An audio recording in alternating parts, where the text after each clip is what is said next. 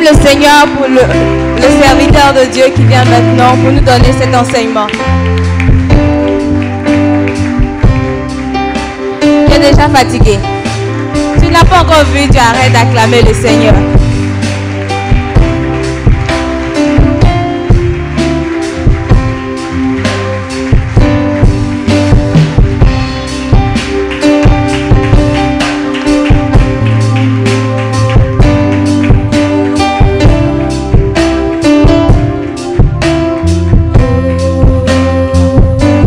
Amen, amen.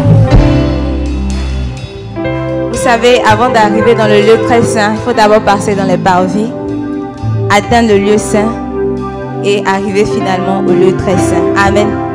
Donc nous allons y aller mollo mollo. Le cœur va nous aider avec un cantique et progressivement nous allons rentrer dans ce temps d'enseignement avec le fondateur. Amen.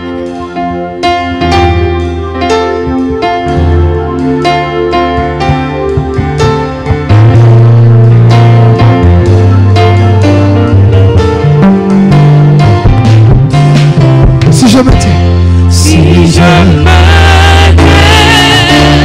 oh j'apprendrai à écouter la voix du bon berger. Quand je l'entends, oui je comprends qu'il a payé pour ma liberté. Si je me tais, j'apprendrai à écouter la voix du bon berger. Quand je l'entends, oui je comprends qu'il a payé ma liberté. Mon cœur, je t'ouvre mon cœur, Seigneur. Oh, je t'ouvre mon cœur, je t'entends me et ta loi dans mon cœur, toujours demeure et ma vie à chaque heure, pour le bonheur. quand je t'ouvre.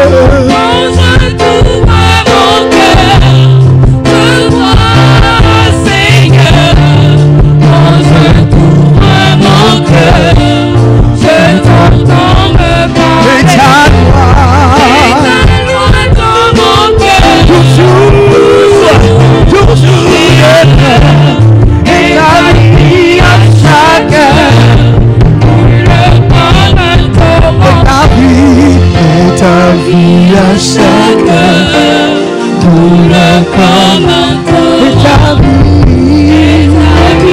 Élevé dans la présence du Seigneur, tu vas te mettre debout et tu vas exprimer ta gratitude encore une fois. On ne peut compter les bienfaits de Dieu dans nos vies.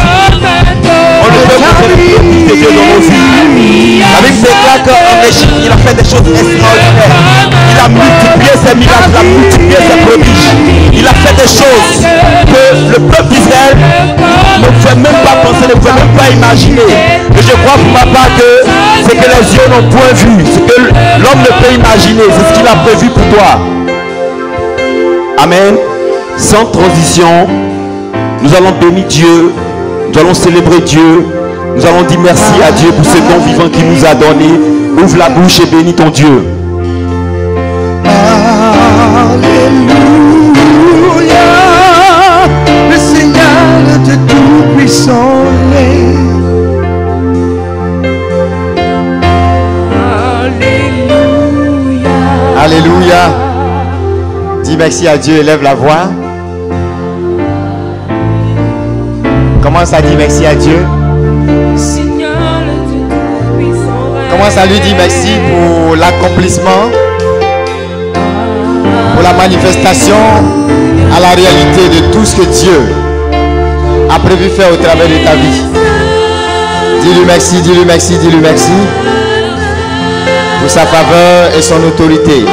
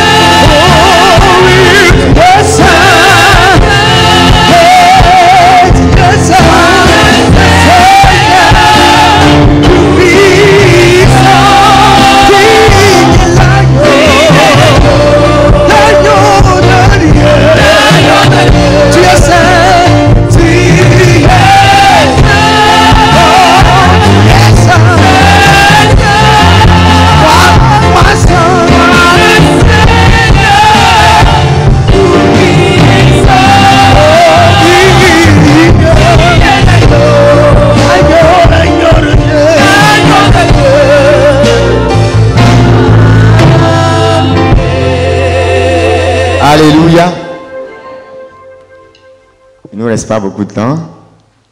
On fait quoi? 15 minutes? Puis on va manger.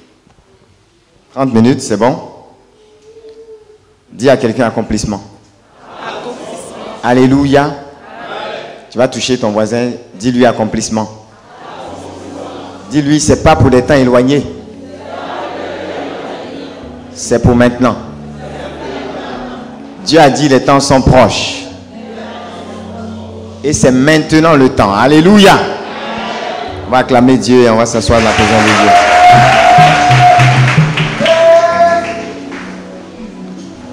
Alléluia. L'émission continue cet après-midi encore. Donc on fera l'effort de rester dans le temps. Alléluia. Alors, on va parler rapidement de quelques principes pour accomplir sa vision.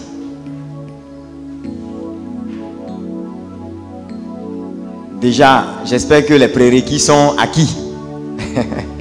Est-ce que les prérequis sont acquis? Vous voyez le lien à travers certains témoignages entre le cœur et la vision.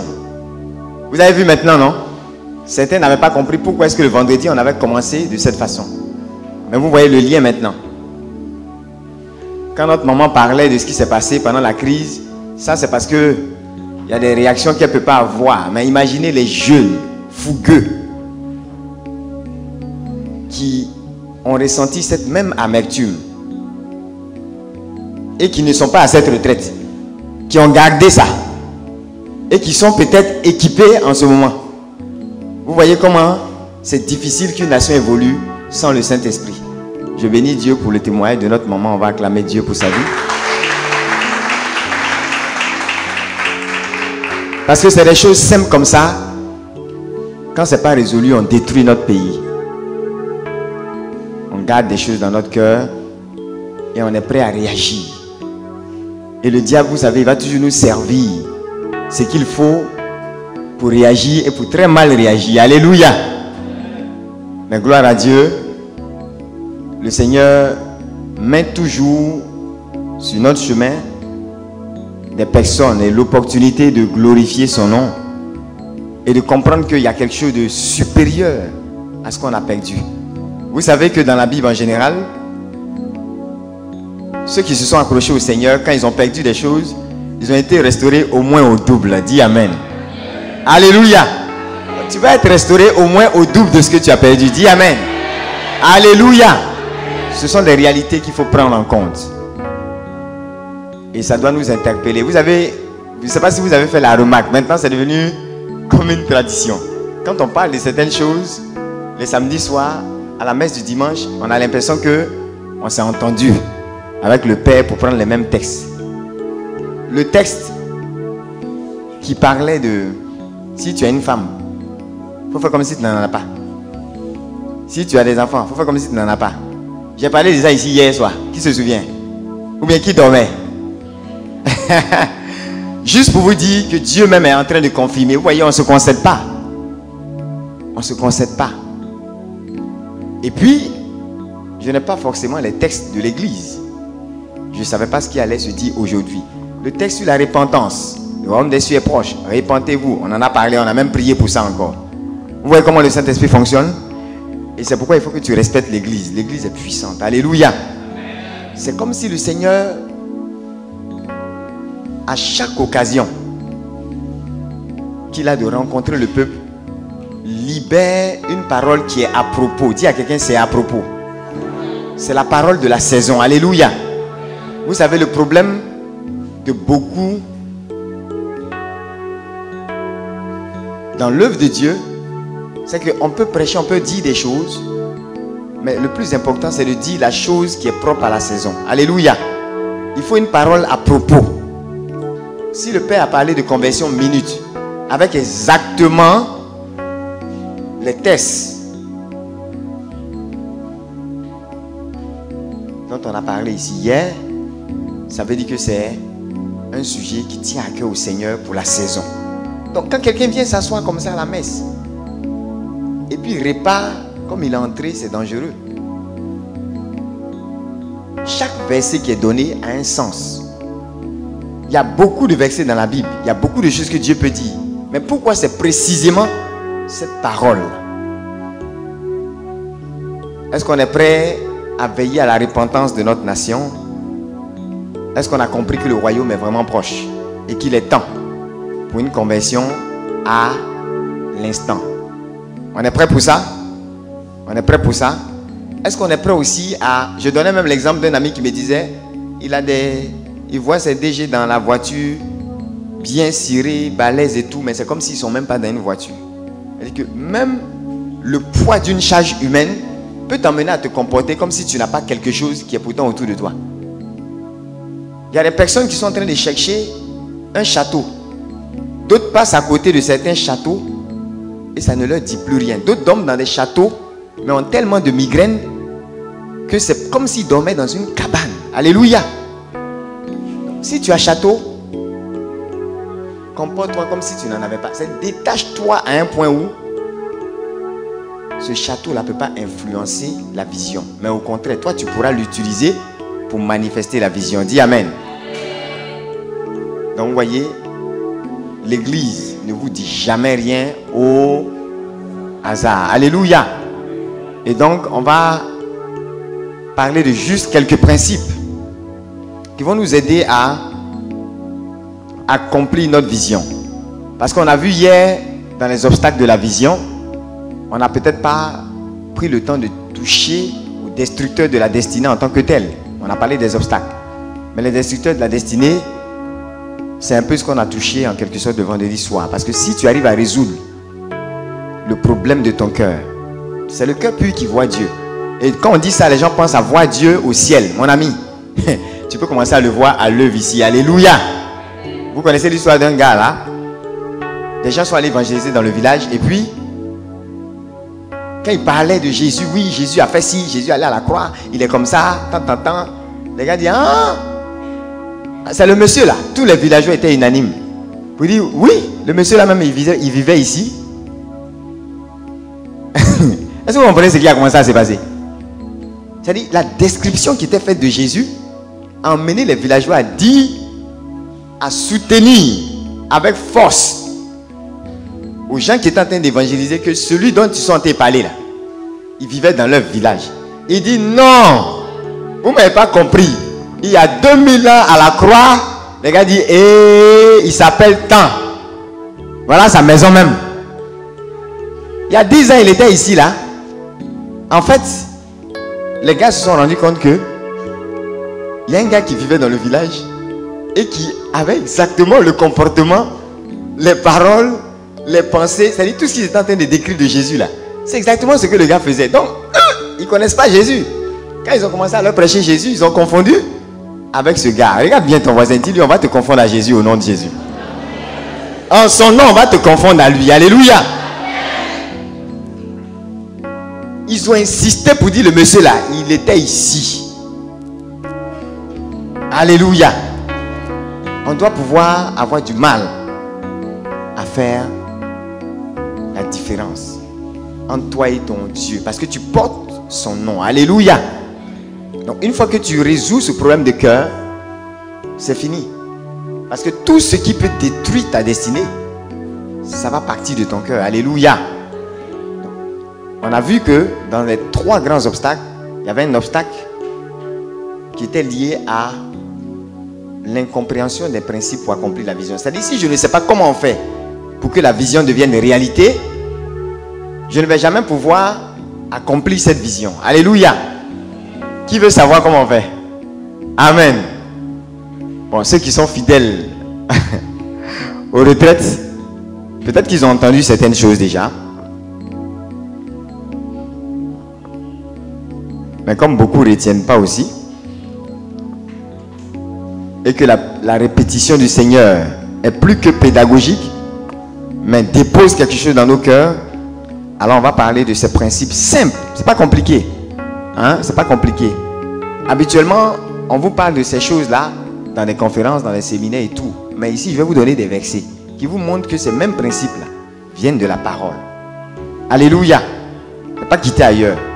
Quand les gens font les grandes conférences avec les DG et autres, ils ne parlent pas d'autre chose que de la parole. Mais comme ils ne peuvent pas dire Jésus dans certains domaines, Ils embellissent, ils trouvent des thèmes scientifiques et tout, mais dis à quelqu'un, ça vient de la parole. Alléluia. Qui a fait au moins 3 retraites déjà? 3. Lève la main. Qui a sa 3e retraite? Fais comme ça. 4e. Que Dieu vous bénisse. Alléluia. La régularité est importante. La consistance dans ce que tu fais, c'est important. On va voir ça aussi dans les principes. Amen. Il ne suffit pas de venir recevoir quelque chose et ne pas entretenir. Vous savez que recevoir est facile, non? Vous savez que c'est facile, non?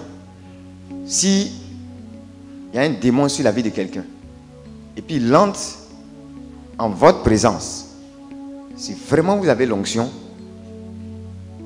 il y a des gens qui passaient, qui n'ont pas chassé les démons. Et puis les démons là, tout seuls, ont commencé à s'agiter et à bouger. Vous voyez? Mais ça c'est naturel quand l'onction est là. Donc le problème, c'est pas que tu tombes un coup, boum, et puis le démon il part. Mais quand il part là, souvent lui-même il prévient, il dit même à l'homme de Dieu, il a le culot même de dire à l'homme de Dieu, je reviens. Parce que lui là, je connais la faille, je sais où je vais l'attraper. Et ça ne ment pas, c'est toujours comme ça que ça arrive pour beaucoup de personnes. Recevoir est une chose, maintenir et entretenir la flamme, c'est une autre chose. Alléluia. Est-ce qu'on est prêt à entretenir et à maintenir ce qu'on va recevoir? Alléluia. Vous savez, on ne raisonne pas ici groupe. On parle de vision. Ça veut dire que si cette année, ta vision, ce n'est pas multipliée à l'infini, ça va être quelque chose qui ressemble à ça. Alléluia. Tu n'es pas obligé de prendre pour le Messie. Mais tu es obligé de prendre la vision du Seigneur. Alléluia. On ne fait que te donner un exemple.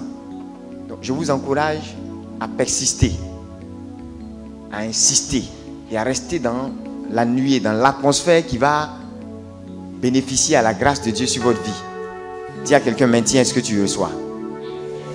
C'est le plus difficile avec les chrétiens et c'est ce qui rend compliqué le travail des serviteurs de Dieu. Ils n'arrivent pas à maintenir. C'est toujours des allées et des retours. Et c'est de là que vient votre histoire de haut et bas. Sinon, ce n'est pas biblique. On est d'accord, non? Montrez-moi le seul verset qui dit tu vivras en vivant des hauts et des bas. Tu vivras avec des hauts et des bas. Montrez-moi ça. Regardez David. David, quand on dit ça, on trouve que les gens sont en train de prêcher bonheur, bonheur, bonheur. Tout le monde sait qu'il y aura des épreuves. Qui a eu des épreuves plus que David? Dites-moi, regardez le psaume, regardez les différents psaumes. David souffre. Il y a des moments où David même dit au Seigneur dans le psaume 18, il dit, délivre-moi de mes adversaires plus puissants que moi. Il avait l'onction. C'était un homme terrible. Vous comprenez? Attends, c'est pas le même David, roi là, qui a tué Goliath. Là où une armée fuyait devant le même Goliath, c'est pas le même David qui a tué des ours, des lions, c'est pas le même. Et le même, quand vous voyez, il dit au Seigneur, délivre-moi de mes adversaires plus puissants que moi. Bon, qui est plus puissant que Goliath? Un jour, je me suis posé la question. S'il a pu abattre Goliath en le considérant comme un simple lion parmi les lions qu'il a tués, pourquoi il revient encore dans le psaume dit, délivre-moi de mes adversaires plus puissants que moi? Ça veut dire que David a souffert. Il avait une opposition tenace. Il n'y a pas eu que Goliath en face. Alléluia. Mais le même David dit, le bonheur et la grâce m'accompagneront tous les jours de ma vie. Le même David n'a pas dit haut et bas. Alléluia. Et même les troupes que David a vécues là, il sait où c'est quitté. Est-ce que vous savez que dans la Bible, vous pouvez retracer certains types de combats contre le royaume d'Israël. Vous pouvez retracer ça à partir de la chute de Salomon. Sinon de David. Vous comprenez? C'est-à-dire à partir du moment où il a commis l'adultère et qu'il a commencé sa chute libre. Même après la restauration du Seigneur, quand vous prenez dans l'histoire d'Israël, il a commencé à avoir des scissions. C'est-à-dire ça c'était déjà décidé. Ça a suivi Salomon, n'est-ce pas? Ça a suivi les fils de Salomon. Vous comprenez? Donc les hauts et les bas là, David sait ce qu'il a créé comme haut et bas. Mais il sait que ce n'est pas Dieu qui a voulu certains bas. Voilà pourquoi il a recours à Dieu. Alléluia. On se comprend, non? Donc faisons la part des choses. Moi, je ne me complique pas la vie. Il y a des épreuves qui viennent de Dieu, oui, et qui permettent à l'homme de perfectionner la vision. On va le voir. Mais il y a des épreuves que nous-mêmes on se crée, qui n'ont rien à voir avec le Seigneur. Alléluia. On se met nous-mêmes dans certaines situations que le Seigneur n'a pas créées. Et il faut faire la part des choses, sinon on arrive à une situation où on commence à se plaindre, on commence à murmurer, et finalement l'accomplissement tarde. Est-ce que c'est Dieu qui a voulu que le peuple fasse 40 ans? C'est lui? C'est lui. C'est eux-mêmes. Ça ne devait pas être 40 ans, ça devait être combien de temps? À un moment donné, Dieu même dit c'est bon, vous avez trop tourné. Et regardez, la fidélité de Dieu, c'est que pendant les 40 ans, il les a nourris en oubliant même que c'était 40 jours initialement. C'est-à-dire il s'est comporté. Imagine, tu es en crise. Il y a un stock de nourriture que tu as préparé pour 3 jours de crise. On est d'accord? La crise de 3 jours devient 3 ans. Est-ce que le stock de nourriture là va suffire? Mais regardez la bonté de Dieu. Il a multiplié. Dis à quelqu'un, révélation. Le stock de 40 jours là, il a transformé ça en 40 ans à cause de leur propre bêtise. C'est pas un Dieu bon ça? Il ne mérite pas qu'on l'acclame ce matin? Ça, vous n'avez pas réfléchi à ça, hein? C'est pourquoi il y en a qui ont été frappés, qui n'ont jamais vu Canaan. Parce qu'ils ont oublié cet aspect. Ils n'ont jamais réfléchi. Même en tant que chrétien, on ne réfléchit pas à ça. On dit que pendant 40 ans, Dieu a nourri le peuple d'Israël. Et on est heureux. On est content de dire ça. Mais on oublie de voir à quel point c'est puissant. Toi, en 3 jours ici, on t'a vu pendant la crise. 3 jours. Dis à quelqu'un 3. Il y en a une semaine ici. Hey, ils ont commencé à faire toutes les alliances. Comme un gars qui était dans l'avion. Quand ça a commencé à secouer, Seigneur, je te servirai toute ma vie. Sors-moi de là, tu vas voir. C'est là toutes les alliances sortent. Comme la soeur a fait. Alléluia. Il y en a même quand les hélicos là tournaient même sur leur tête en haut là-bas. Il y a quelqu'un qui a dit non, je n'ai jamais intercédé comme ça. Que si vraiment Messie intercédait de cette façon-là, le pays serait sauvé. Elle-même elle reconnaît. Alléluia. Donc vous comprenez, non? Dieu est bon et il va être fidèle. Même là où nous allons prolonger le délai. Mais le délai n'a pas été prolongé par lui. C'est pas parce que justement, vous voyez, c'est un risque. Quand tu ne comprends pas ça, c'est un risque. Ils avaient une vision, ils allaient à Canaan. Mais pendant les 40 ans, comme ils mangeaient, ils bouffaient, ils avaient la bouche même pour parler. Je dis toujours, quand quelqu'un ouvre sa bouche pour dire, j'ai fait, depuis là, pourquoi c'est foutou, vous n'avez pas placali? C'est parce qu'il est rassasié. Quand tu as bien faim, je vous ai dit non? Quand tu as trop faim, tu ne peux plus parler. Tu es calme, serein, d'une sérénité. C'est-à-dire la méditation que tu fais en ce moment-là, ça dépasse pour quelqu'un qui est dans le jeûne sec. Alléluia. On n'a jamais... Qui avait réfléchi à ça? Qui a pensé une seule fois au fait que, initialement, Dieu avait peut-être dit à ses anges, préparez pour 40 jours. Et qu'il a dû multiplier. Dis à quelqu'un à l'infini. Alléluia. C'est 40 jours, 40 ans, il n'y a pas match. Hein? Il n'y a pas match. Et pour des rebelles en plus. Il n'est même pas responsable de leur prolongation. Donc l'autre risque dans l'accomplissement de ta vision, c'est que quand tu vas regarder ça, et que tu vas être en train de manger pendant 40 ans, tu vas dire alors, l'onction est là. Dieu me bénit. Alléluia. Alors que tu ne sais pas et tu ne te rends même pas compte que tu es en retard. C'est pourquoi j'ai dit une fois à des personnes que ne vous trompez pas. Ce n'est pas le fait de manger, d'avoir un salaire de 2 millions par mois et d'avoir de grosses voitures et des châteaux quelque part qui déterminent que tu es dans l'onction et qui déterminent que Dieu est avec toi, donc tu peux faire ce que tu veux. Écoute-moi, on peut être païen et puis avoir tout ce que j'ai cité là. Tu comprends? Parce que pendant les 40 ans, certains faisaient des bêtises justement, oubliant qu'ils sont même en retard sur l'accomplissement de la vision. Est-ce que vous voyez? Et ça arrive, hein? On sort de l'INP, on sort des grandes écoles, on a fait la France, on a fait les États-Unis, on a fait des pays et tout. Et quand on sort de là, on oublie la raison pour laquelle Dieu nous a fait traverser ce chemin. Je vous parle d'un principe qu'on appelle le processus de la vision. Il y a 12 principes comme ça. L'un des principes, c'est le processus. C'est-à-dire, il faut savoir d'où tu es venu. Et comprendre que tu es en train de traverser. Tu es en train de faire un cheminement. Mais il y a un stade où tu prends tout ça et puis tu oublies Dieu. Je vous dis, en 2015 et pour les temps qui viennent, gare à ceux qui vont dire, je n'ai plus le temps pour vos choses là. Je n'ai pas le temps pour ceci. Je n'ai jamais, je vous assure, pendant 8 ans où j'étais en multinationale, je n'ai jamais compris ces personnes. Tu peux ne pas venir dans ce ministère, mais je n'ai jamais compris des personnes qui disaient les week-ends qu'elles étaient occupées, et tellement occupées qu'elles n'avaient rien de concret, rien de concret qu'elles faisaient pour l'œuvre de Dieu. Je n'ai jamais compris ça. Parce qu'au moment où certains même se plaignaient comme ça, j'ai bien regardé mon agenda. J'ai dit, ou bien c'est moi, je suis bête. Je regarde mes résultats. On veut même me donner des expatriations, même à l'étranger. Alléluia. Même des gens qui ne me connaissent pas. Donc, je me rends compte que on dirait que je suis normal, mais c'est les autres là. Il y en a qui n'ont pas compris quelque chose. Il y a un secret qu'ils n'ont pas compris. C'est-à-dire, je regardais des gens qui, s'ils étaient dans la même entreprise, ils ne seraient même pas mes assistants. Mais ils n'ont jamais eu le temps pour le Seigneur. Prière, ils ne sont pas dedans. Retraite, ils ne sont pas dedans. Je regarde et puis j'ai pitié. Et ça arrive quand tu es en train de manger pendant les 40 ans. Tu ne te rends pas compte que tu as déjà dépassé les 40 jours. Alléluia. Regardez, le 70e jour, il y en a qui ont commencé à se plaindre.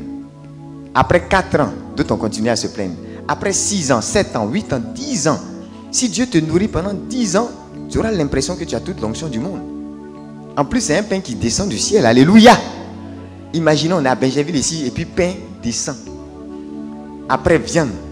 Tout le monde va venir faire pèlerinage ici. Tout le monde. Ah oui. Ils vont dire non. Ici, là, il y a quelque chose. Ils ont vécu ces miracles-là. Mais ils ont perdu de vue le fait que cette provision était le résultat de la fidélité de Dieu.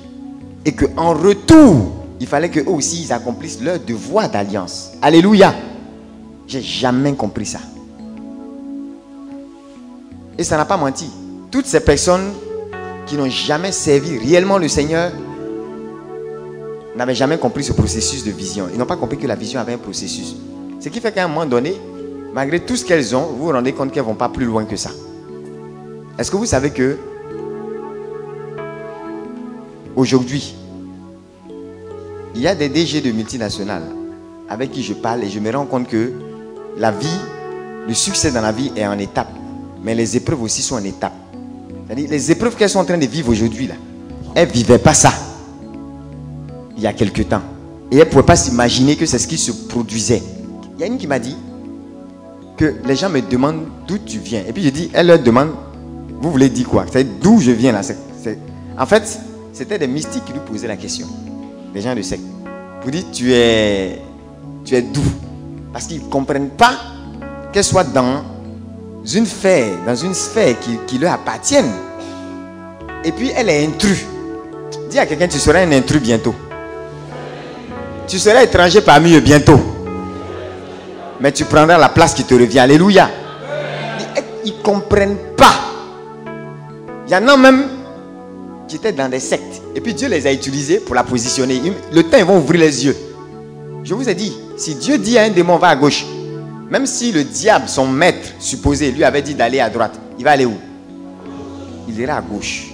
Parce que le maître même qui domine sur Satan a parlé. Alléluia. Il dit, des gens de secte, Dieu les a utilisés pour la bénir. Il a dressé devant moi une table. Devant qui? En face de qui?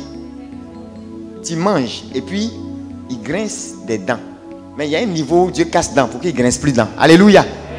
Parce que le psalmiste dit les deux choses. Le psalmiste dit qu'ils vont grincer des dents. Et le même psalmiste dit quelque part dans un autre psaume. Vous n'avez jamais vu ça? David aimait dire ça, non? Dans le psaume 112, on dit que tes ennemis grincent des dents. Le psaume 23 décrit une situation similaire. Vous comprenez? Mais le même psalmiste, dans différents psaumes, dit quoi? Seigneur, casse leurs dents. Ça veut dire quoi? C'est parce qu'ils ont dents qui grincent. Quand tu vas casser, on va voir ce qu'ils vont grincer. Alléluia. Est-ce qu'on peut acclamer Dieu? Parce qu'il va faire quelque chose. Il va démontrer quelque chose.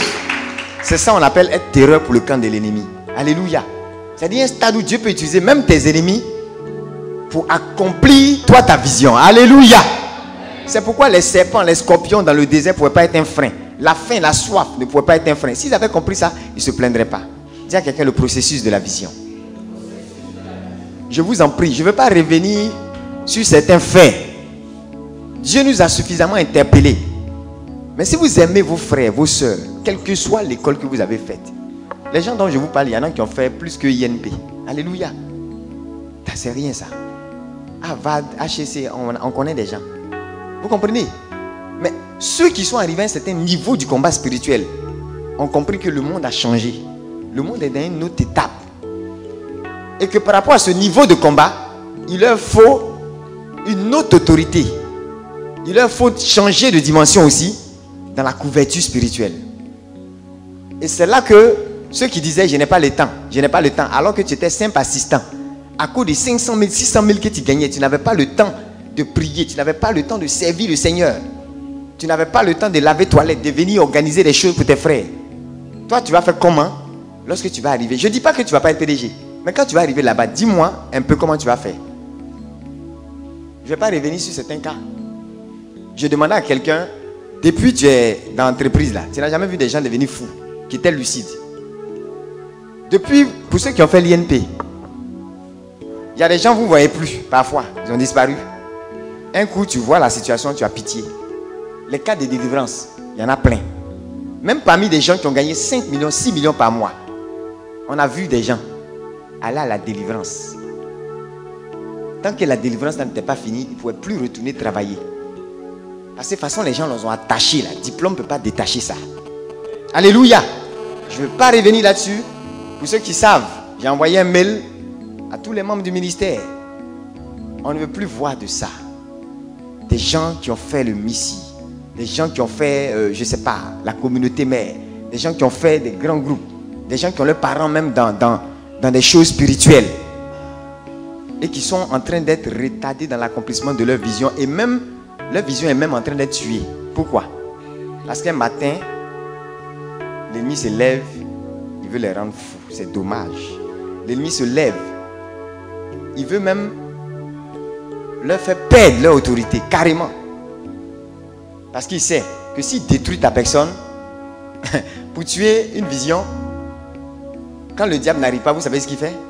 Il cherche à tuer le visionnaire. Là, c'est fini. Alléluia. Mais malheureusement pour le diable, la vision dépasse le visionnaire. Dis Amen. Ce qui fait qu'il y a des gens, on les a tués et puis c'est maintenant leur vision a pris de l'ampleur. Alléluia. Mais ça, c'est quand déjà tu as accroché au Seigneur. Là, même si on t'a tué, la chose va continuer. Mais si tu t'es pas accroché au Seigneur, quand on t'a tué, c'est cadeau. Alléluia. Est-ce que quelqu'un est prêt à s'engager auprès du Seigneur et à servir réellement? Je dis toujours, quand vous venez aux retraites, vous venez aux activités, peu importe, trouvez le moyen. Trouvez le moyen. Regardez dans toutes les plateformes qui vous sont offertes. Ce sont des plateformes d'alliance. Trouvez quelque chose où vous, là, vous allez servir Dieu. Il n'y a pas quelqu'un qui était plus occupé. Moi, je m'occupais de 15 pays. On a fait des séminaires en Turquie, en Afrique du Sud, partout. Passeport, on en a fini au moins 2 fois, 3 fois. On est dans 4e, on a fait des choses. Mais c'est-à-dire, il était inimaginable pour moi de ne pas donner la priorité à l'œuvre. Même quand ça n'allait pas, même quand spirituellement je ne me sentais pas là. Tu ne peux pas par exemple prendre un week-end pour travailler. Non, je peux lundi jusqu'au vendredi, tu auras tes résultats. Quand le week-end là, c'est pour travailler là, sois sûr, je vais rattraper pour Dieu là. Alléluia. Donc, d'où cela vient? On a pris ça où? Le diable est en train de nous mentir, c'est tout. Il est tout simplement en train de nous mentir. C'est-à-dire, tu arrives à un stade, tu penses que tu es arrivé. Ce que tu touches là, ce n'est rien. Quand la multiplication à l'infini va venir, là, il y a ses épreuves aussi. Il y a son opposition aussi. Alléluia. Est-ce que tu seras prêt? Demande à ton voisin, est-ce que tu seras prêt? Alléluia. On va rapidement noter les différents principes. Il y a déjà un principe que j'ai touché, le processus de la vision. D'accord? En Matthieu 26, verset 36 à 44. Si j'ai commencé par ça, c'est parce que parmi vous, il y a certainement des personnes qui sont en retard. Dis à quelqu'un, ça va se rattraper. Maintenant même. Matthieu 26, alléluia. C'est pas par là que je devais commencer, mais j'ai commencé par ça parce que ça tient à cœur au Seigneur. Beaucoup se sont perdus en cours de route, ou beaucoup ont transformé les 40 jours en 40 ans. Matthieu 26, verset 36 à 44. D'accord? À Gethsémani, là. Jésus avait la possibilité de choisir, non? Mais est-ce que vous savez que Gethsémani faisait partie du processus? Qui sait à quel moment le sang de l'agneau a commencé à couler pour la première fois? Est-ce que c'est à la croix? Nous tous on pense que c'est à la croix. Ça a commencé à Gethsémani. Ça veut dire que Gethsémani faisait partie du processus. Quand vous partez en Israël, vous allez voir sur le parcours, chaque étape où son sang a coulé, là, chaque étape où il a vécu quelque chose, avant la croix, ça a été marqué par une église. On sait où on l'a flagellé, on sait où il s'est passé ci. Tout ça, on a mis des églises à chaque étape. Quelqu'un s'est rendu compte que son sang a coulé jusqu'à 7 fois. Et a dit, ah, c'est bizarre. Depuis Gethsémani jusqu'à la croix, 7 fois. Alors que dans l'Ancien Testament, il se trouve que les Moïse et autres, quand ils allaient dans le tabernacle, selon la loi, on aspergeait le sang 7 fois. Dis à quelqu'un révélation. Donc, de la même façon, c'est pourquoi vous voyez, il n'est pas venu abolir, mais il est venu accomplir. C'est-à-dire, c'est qu'on faisait avec le sang des animaux, il est venu faire ça vrai. Son sang a coulé. Ah oui. Jusqu'à la croix, au moins 7 fois. Gethsémani, quand on l'a flagellé, le sang n'est pas sorti. Couronne d'épines, le sang n'est pas sorti. Il y a des gens qui ont des prières, les 7 plaies de Jésus. Ça vous dit quelque chose? Ah ah. Donc tu vois que ça n'a pas commencé à la croix. La croix était l'accomplissement, l'aboutissement. Mais il y avait un processus. Dis à ton voisin processus. Maintenant, Jésus même s'est comporté à Gethsémani comme si il ne mesurait pas l'ampleur de ce qui était dans le processus. Il dit, est-ce qu'il n'y a pas un autre chemin? Demande à ton voisin. Il n'y a pas une autre façon de créer cette entreprise-là? Pourquoi la souffrance dedans comme ça? Il n'y a pas une autre façon de servir Dieu? Pourquoi c'est chaud comme ça? Alléluia. Ah, Père, s'il est possible que cette coupe s'éloigne, dis à quelqu'un processus. Vous voyez un peu, non? Mais il fallait qu'il passe. Jésus dit, le Père dit quoi? C'est le processus. Tu dois passer par... Dis à quelqu'un, Gethsémani ou rien. C'est le point de départ. Vous comprenez maintenant? Vous voyez pourquoi je disais qu'on n'est pas contre les épreuves. On ne prêche pas contre les épreuves. On prêche contre les épreuves inutiles qui viennent de notre irresponsabilité. Mais l'épreuve de Gethsémani, tu dois passer par là. Dis Amen. Il y en a qui n'aiment pas ça. Alléluia. Mais dis à ton voisin, ça fait partie du processus. C'est par là que le sang commence à couler. Alléluia. Voilà, eux, ils n'ont même pas pu veiller 1 heure. Et quand vous continuez, c'est comme ça. Ils n'ont pas pu. Ils n'ont pas compris que la vision, là, il y a un prix qu'il faut être prêt à payer. Dis à ton voisin processus. Regardez Joseph. Est-ce que la vision qu'il a reçue, ça s'est accompli? Tous les rêves qu'il a eu à faire, avec la vision d'être sur le trône et d'être même un canal de bénédiction pour son peuple. Est-ce que ça s'est accompli? Est-ce que ça s'est accompli? On est d'accord que ça s'est accompli. Mais dans le processus, il y avait quoi? Tous les mauvais pays. Puis, Potiphar, prison. Bon, maintenant, dites-moi. Dis à ton voisin processus de la vision. Si Dieu dit, mon petit Joseph, assieds-toi, assieds-toi. Tu es sage, tu es bien, tu es intelligent. Je sais que tu m'aimes. Regarde, tu vas devenir roi, hein? Regarde, tu vas être un pharaon. C'est vrai ça, Seigneur? Oui, tu seras même son premier ministre. Ah, moi, un hébreu, être premier ministre dans le pays des gens. Ah, et puis, je vais dominer encore mon peuple. Seigneur, tu es sûr que ce que tu dis là, c'est toi? Seigneur, est-ce que c'est toi-même qui parle? Dieu dit oui. Il dit, mais mon petit, avant ça, tu as fait puis. Il dit, ah. Il dit, non, c'est pas tout. Tu as fait prison. Ah, Potiphar. Ah. Bon, ok, si Dieu procédait comme ça, peut-être que Joseph aurait dit, tu sais quoi? Je t'aime. Mais je t'aime tellement que je pense que tu dois bénir mon frère qui est là-bas. Moi, je veux te servir en tant que petit berger. On acclame Dieu. Alléluia. C'est pas comme ça? Ou bien, il y a des situations, il y a des gens même qui ont demandé certains postes. D'autres ont fait des coups bas pour arriver à certains postes. J'ai dit, laissez-les, ils n'ont rien vu. Quand ils sont arrivés, ils ont fui. Il y a des choses, si on te donne, on va dire même on te paye 3 millions, mais toi-même, tu vas dire, Seigneur, je te bénis, mais je me contente. Tu as dit de se contenter, oh, je me contente. Je t'aime comme ça. Alléluia. Ah oui, hein? Si David savait ce qu'il attendait, il y a des choses là, il aurait préféré peut-être rester aussi derrière. Qui veut faire comme Joseph? Alléluia. Dis à quelqu'un, est-ce que tu es prêt à traverser tous les pays là? Tu es prêt? Tu es prêt? Demande à ton voisin, est-ce que tu es prêt? Donc vous voyez, ne soyez pas abattus parce que les gens se moquent de vous à cause de tous ces mauvais pays. Dis à ton voisin, ça fait partie du pays du processus. Alléluia! On est d'accord avec ça? C'est une partie sur laquelle j'insiste. Parce que le Seigneur me dit que ça concerne beaucoup parmi nous. Beaucoup sont en train de traverser différents pays et pensent que Dieu veut les tuer. Ou bien pensent que Dieu est contre eux. Ou d'autres même sont en train d'attribuer ça au diable. Oui, j'étais quelqu'un dans une prison.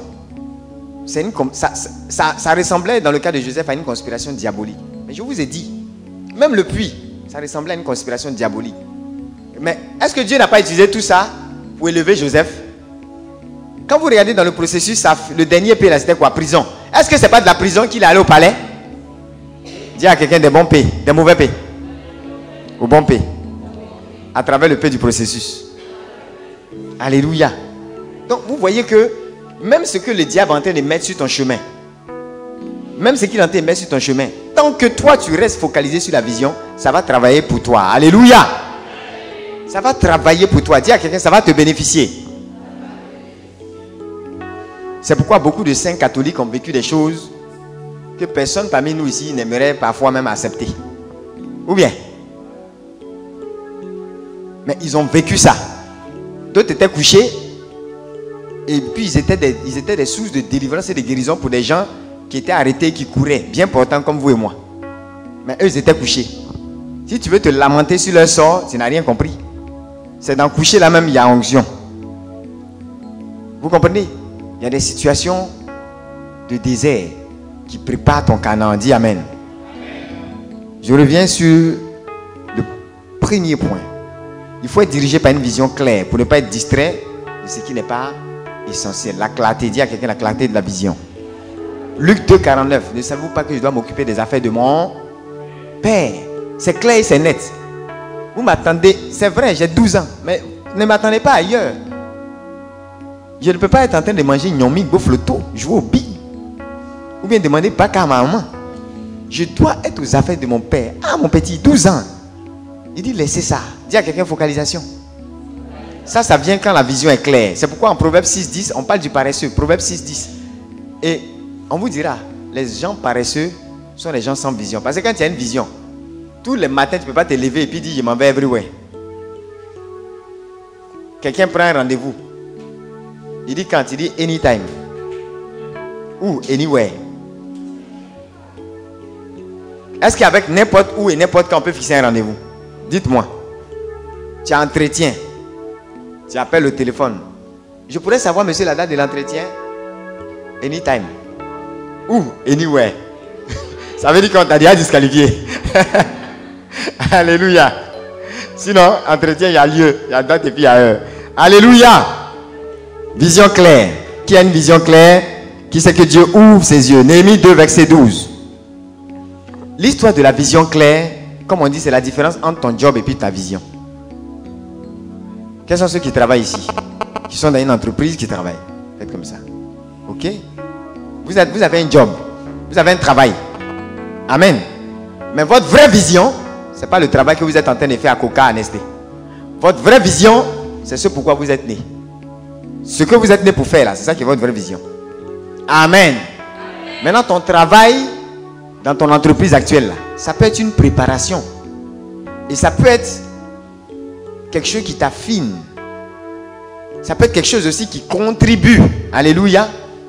Nous, on a été dans des entreprises où l'œuvre de Dieu aussi s'est manifestée. Ça veut dire quoi? Quelque chose doit primer, pas le travail humain que tu fais, mais la vision. Et on doit sentir, même tes collègues doivent sentir que tu as une vision dans la vie. Et que cette vision-là supplante le travail de l'entreprise. Qui est prêt à ça? Dis à quelqu'un, il y a une différence entre ton job et puis ta vision. Alléluia. Il ne faut pas détester ton travail pour autant. Ça peut aider à ta vision. Mais si tu confonds automatiquement les choses, tu vas devenir comme certains que je connais.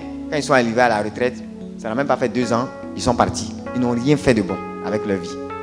Parce que pendant 40 ans, 8 heures, 17 heures, parfois 20 heures, ils se sont sacrifiés pour des entreprises. D'autres ont fini, à peine ils ont pu construire quelque chose, n'ont rien laissé aux enfants. Ils se sont tellement ennuyés, ils sont morts dans ça. D'autres, après la retraite, ils ne savent plus quoi faire. Je connais 2 messieurs Abidjan. 2 messieurs Abidjan. Après leur retraite, c'est des contrats de milliards qui venaient. C'est-à-dire, pendant qu'ils étaient, ils avaient de gros postes. Ils avaient de gros postes, je vous dis. Il y en a même qui ont des liens de parenté avec certains et tout. Il n'y a même pas de souci. Je les connais bien. Ils avaient de gros postes. Enviables.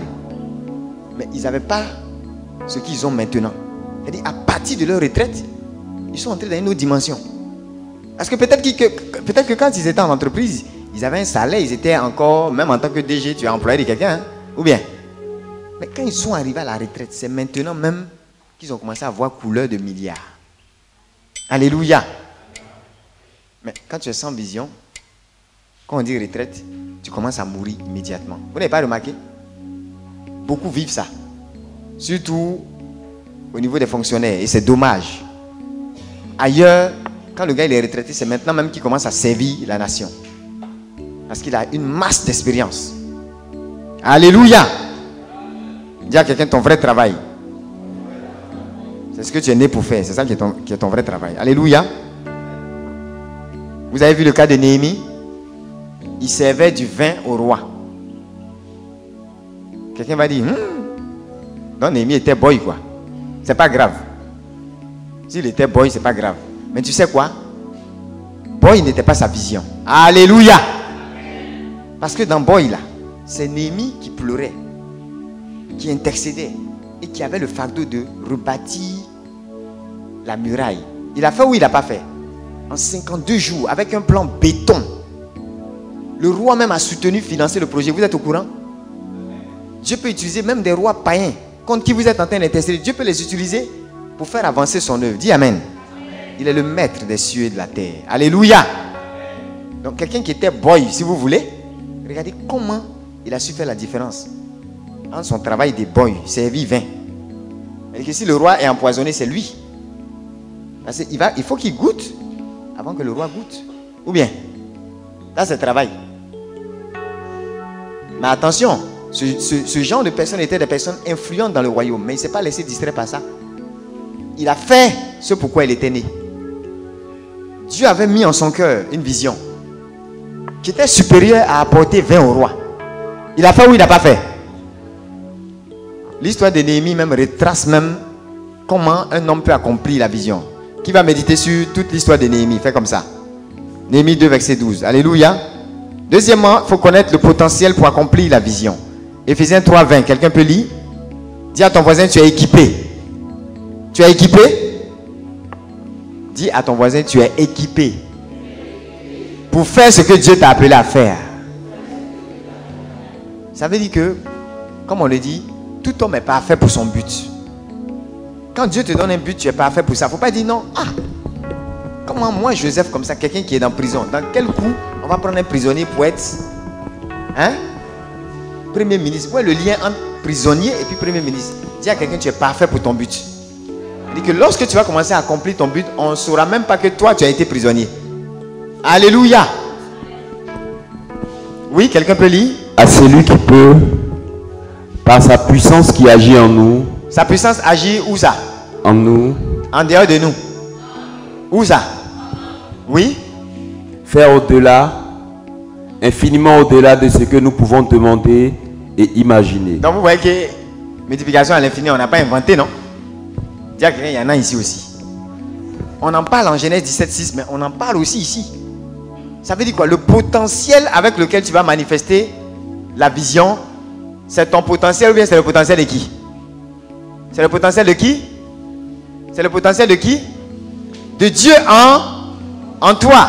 Donc si Dieu peut faire infiniment que ce que tu peux imaginer, ça veut dire que ce n'est même pas ton imagination qui suffit à accomplir la vision. Alléluia. Sa puissance là, elle est petite, elle est moyenne ou elle est grande? Elle est infiniment grande. On ne peut même pas la quantifier. Et on dit que c'est ce qui agit en toi. Dis à quelqu'un, il faut mesurer ton potentiel par le potentiel de Dieu. Alléluia. Regardez un arbre. Il a commencé par quoi? Une semence. Dans la semence se trouve quoi, comme on dit? Le potentiel de l'arbre que tu vois.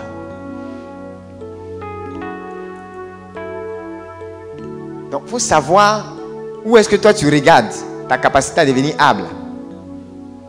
Ta source, c'est qui? C'est Dieu. Néhémie 2, versets 7 à 10. On peut méditer là-dessus. Troisièmement, dis à ton voisin, aie un plan concret. Mets en place un plan concret pour la vision. Il y a un monsieur qui dit qu'il a reçu, la première fois que Dieu lui parlait du ministère, il a reçu, le Seigneur lui a parlé, il a eu des révélations enchaînées. Pendant 18 heures, il était en extase, révélation sur révélation. Mais quand il est sorti de ça, l'heure qui a suivi, il a commencé à écrire, à noter, à faire des plans. Alléluia. Vous savez, le problème du plan, c'est quoi? Beaucoup de gens sont charismatiques, puissants dans la vision. Ils reçoivent des choses du Seigneur, ils voient des choses. Mais ils ne documentent rien, ils n'écrivent rien. Ils ne disent pas comment est-ce que la chose va se produire. Rien n'est clair, rien n'est détaillé. Et ils restent dans les rêves. Oui, quand le temps de Dieu arrivera, Dieu fera. Et puis à un moment donné, il y a un gars qui dit, mais un jour même il s'est assis et puis il dit, mais Seigneur, depuis là j'attends, je ne vois même pas les anges là. Et toutes ces grosses prophéties là. Et depuis là, je ne les vois pas. Dieu lui a dit, si tu ne commences pas à faire un plan, je ne peux pas te diriger vers ce que tu désires. Dis Amen. Donc Dieu va diriger tes pas quand tu vas faire quoi? Pour aller dans la direction de ce que tu désires. Alléluia. Proverbe 16, verset 1, dit quoi? Regardez, même Jésus n'était pas opposé au plan. On pense que quand on est chrétien, qu'on a l'onction, on n'a pas besoin de réfléchir. C'est faux. Luc 14, 28, Jésus même dit, quand tu es bâti là, il faut t'asseoir et puis il faut calculer. Qui a déjà vu ça dans la Bible? Que Jésus même a dit qu'on fait calcul. On planifie. Alléluia. La planification n'est pas opposée à l'onction. De toute façon, si tu veux bâtir même une église là, l'architecte là, il va te poser des questions. Il y a forcément des choses. Il y a une planification qui se fait. Tu ne dirais pas faite comme ça, l'onction agit. Vous avez déjà vu l'onction monter des briques, faire fondation, sans calcul. Dis à quelqu'un, tu as fini avec ça. Proverbe 16, 1. J'ai dit 16, 1. Alléluia.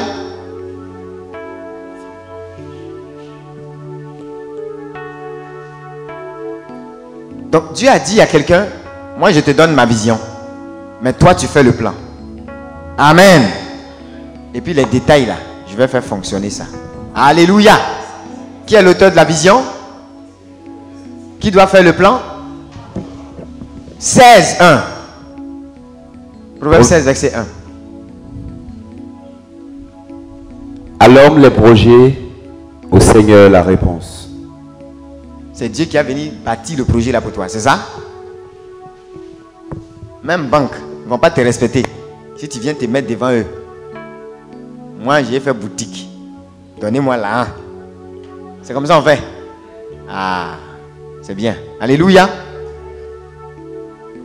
Qui est prêt à faire son plan quand il va sortir d'ici? Néhémie 2, verset 11. Proverbe 16, verset 1. Ce qui peut vous aider avant de faire vos plans, vous devez connaître votre identité. Qui je suis. Et puis où je vais aussi. Si je ne connais pas mon identité, quelqu'un va toujours venir m'imposer son plan à lui. On est d'accord, non? Mais tant que vous savez qui vous êtes, vous marcherez dans un plan qui est conforme à votre identité. vous allez manifester un potentiel qui est conforme au potentiel de Dieu. Alléluia. Quatrièmement, il faut avoir la passion pour la vision. Donc tout le monde a noté Luc 14, verset 28, où Jésus même dit qu'il faut planifier. Sinon, quand tu ne vas pas achever, on va se moquer de toi. Vous comprenez? Peut-être que quand on a commencé les premiers trucs à Hébron, d'autres n'ont rien vu. Un kiosque est sorti, toilette est sortie, les paillotes sont sorties.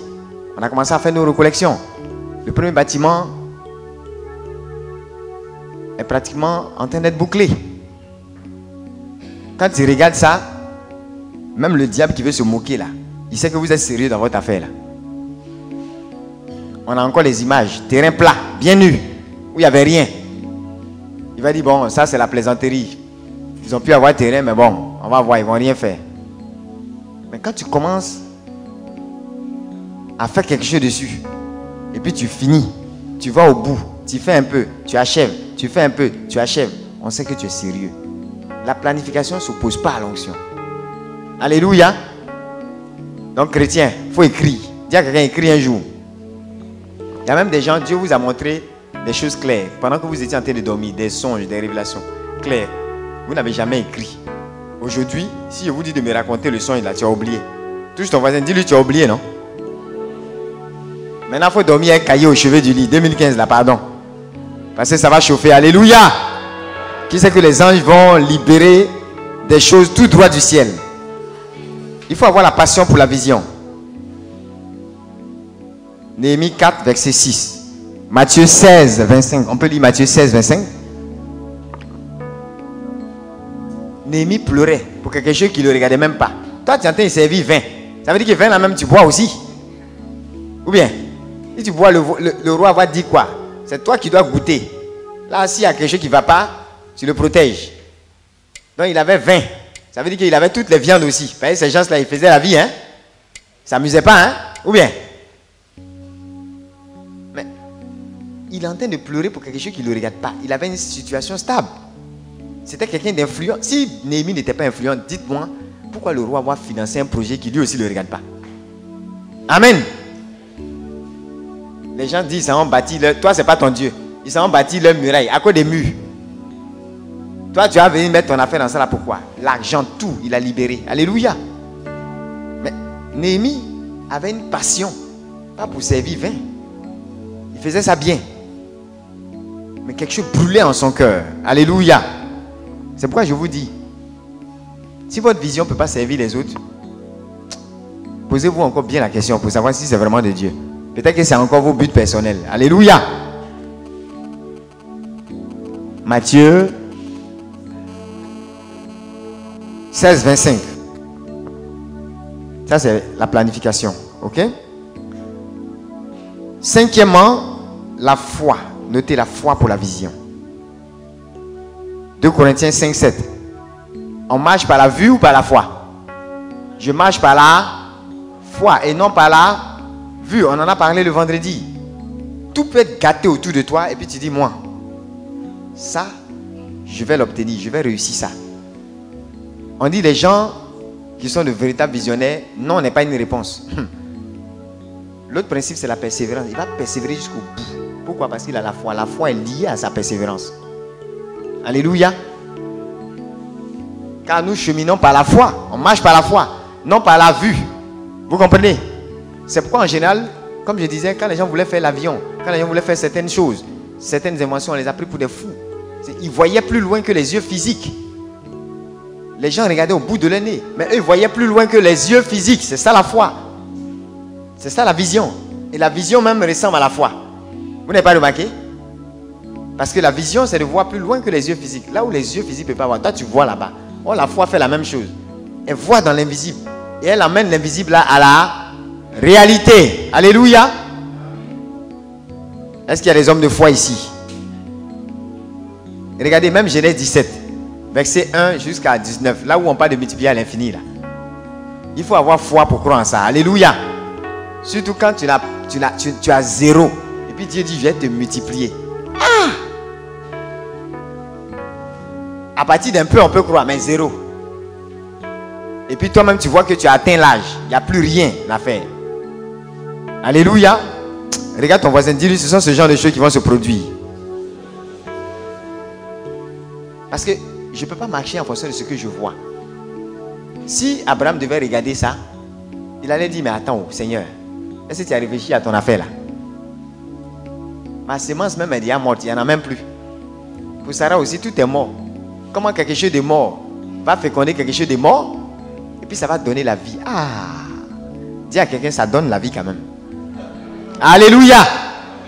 Avec la foi, mort plus mort peut donner la vie. Dis Amen. Vous avez compris? Ça veut dire qu'on ne sait pas ce qui va se passer au milieu, mais la mort plus la mort peut créer la vie. Alléluia! Parce que la foi va arriver comme un catalyseur pour créer quelque chose de fort. Alléluia! Sixièmement, le processus de la vision. On en a parlé. Joseph, depuis le départ jusqu'au trône, il y a eu tout un processus. Mais n'ayez pas peur. Si Dieu ne vous montre pas le processus là, il a raison. Sinon nous tous allons nous effrayer. Vrai ou faux?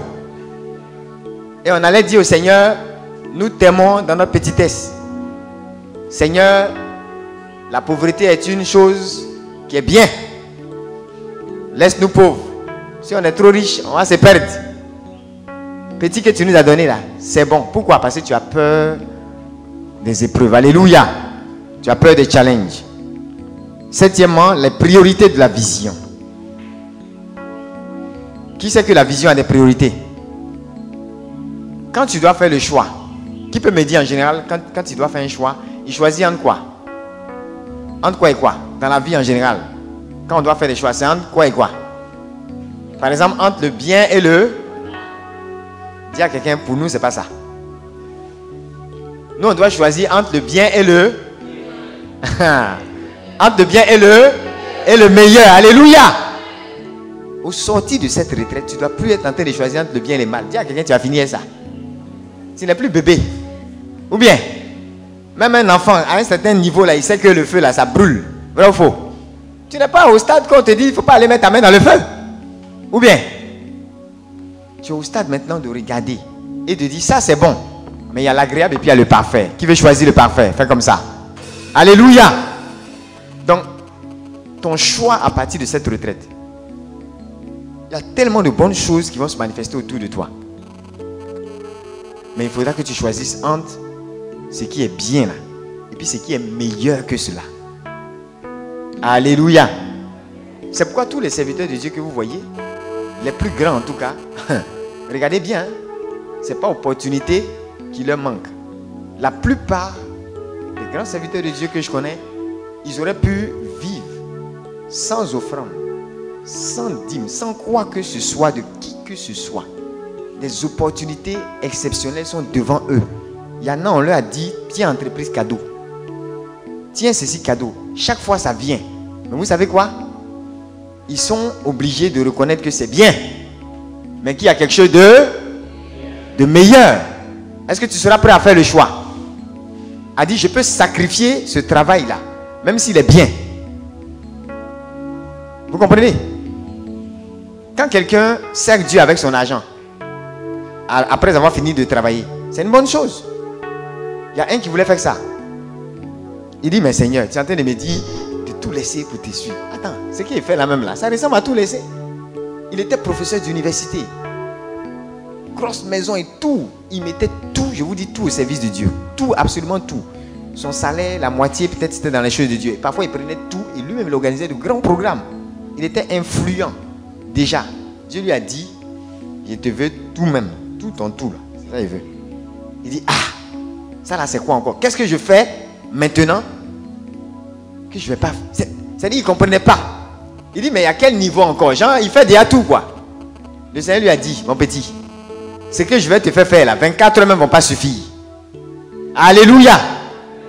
Une façon de lui faire comprendre que il donnait peut-être 4 heures, 5 heures, 6 heures, 7 heures à des entreprises. Il avait de bons salaires, c'était bien. Mais Dieu est en train de lui dire, il y a des choses que tu ne pourras jamais faire avec ce salaire. Et moi, je vais te donner le meilleur. C'est bien, mais je vais te donner le meilleur.